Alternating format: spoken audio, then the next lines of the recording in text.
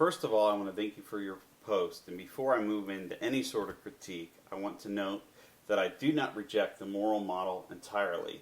I believe that there are spiritual and emotional dynamics to addiction, and that the corruption of human will, tracing its root to the fall of Adam and Eve, and therefore human sinfulness, both individually and societally, contribute to the etiology of addiction. As a clinically trained chaplain and as a pastoral counseling student, my bias favors an inclusion of spiritual dynamics. I'm also willing to acknowledge that doing so may be discomforting for the pure scientists or psychologists that may not share my spiritual proclivities. I do have a real problem with the textbook.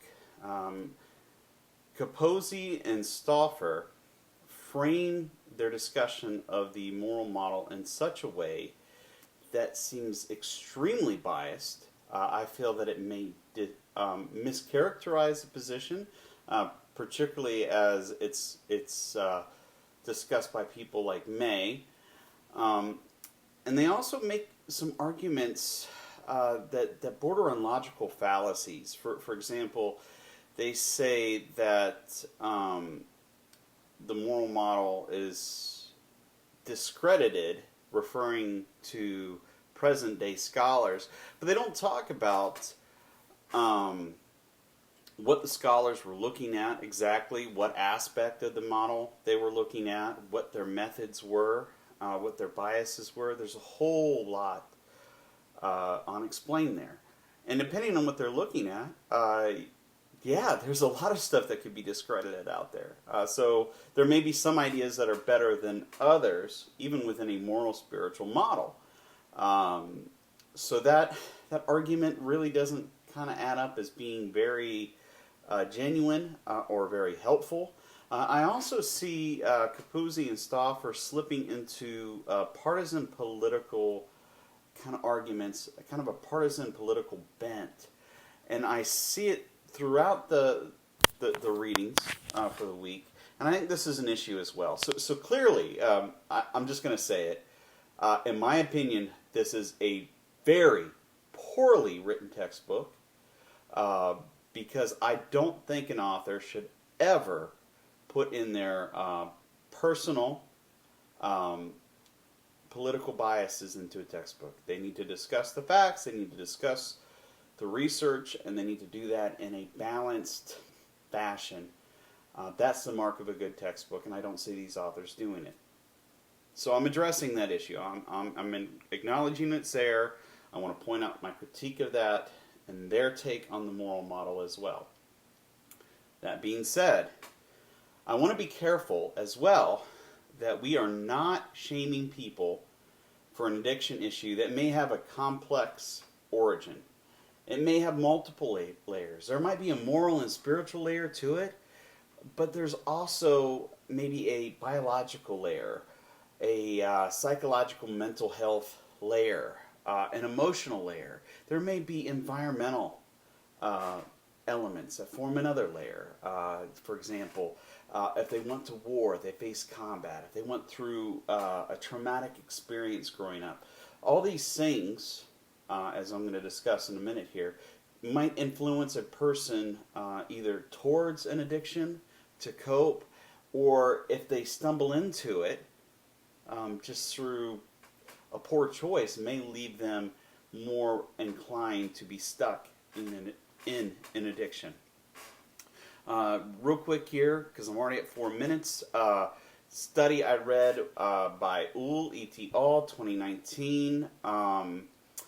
Neurobiology of Addiction in Addiction Review talks about how addictions biologically can essentially hijack a person's neurotransmitters, their system, and hijack their motivations. And this is closely related to the stress system as well. So a person then becomes driven, almost like a hunger.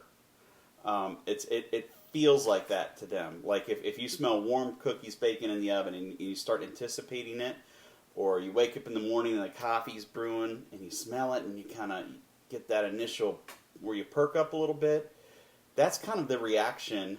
That's an addictive reaction. That's kind of the reaction that somebody that's addicted to a substance or an activity, say a substance like cocaine or heroin, or an activity like, say, sex, they have that same kind of rush or anticipation, even thinking about it or coming across a topic. If people around them are talking about it or bringing out implements or things like that, that drives that sense of experience and desire for them, which can make them more vulnerable to slip up. Old study showed that's something that occurs.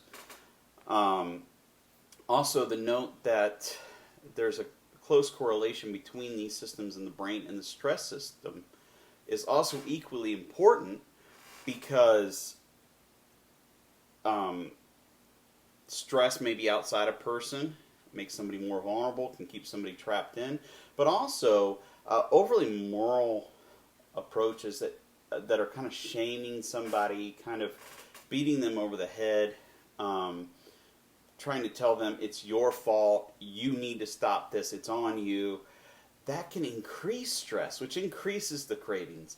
And a person can really get stuck in a vicious cycle of kind of, they stumble, they relapse, then they feel the shame, and the shame itself becomes something that causes them to fall again. And they just get stuck. So I want to say if since neurobiological evidence exists that there are pathways that make a person more vulnerable, can lead to a person kind of being stuck in addiction. We shouldn't dismiss that. We should consider that. And also, as a final note, I want to say that I also think there are significant theological and scriptural issues with a more legalistic approach based off of human will. And I know that you talked about grace as kind of something on the backside, on the other side of repentance. But when somebody's trying to break free of an addiction, this is not just an overnight thing. This is often an ugly, long, and painful process, because they're in bondage in a lot of different ways. And not just spiritually. There's a physical bondage. There's a chemical attachment.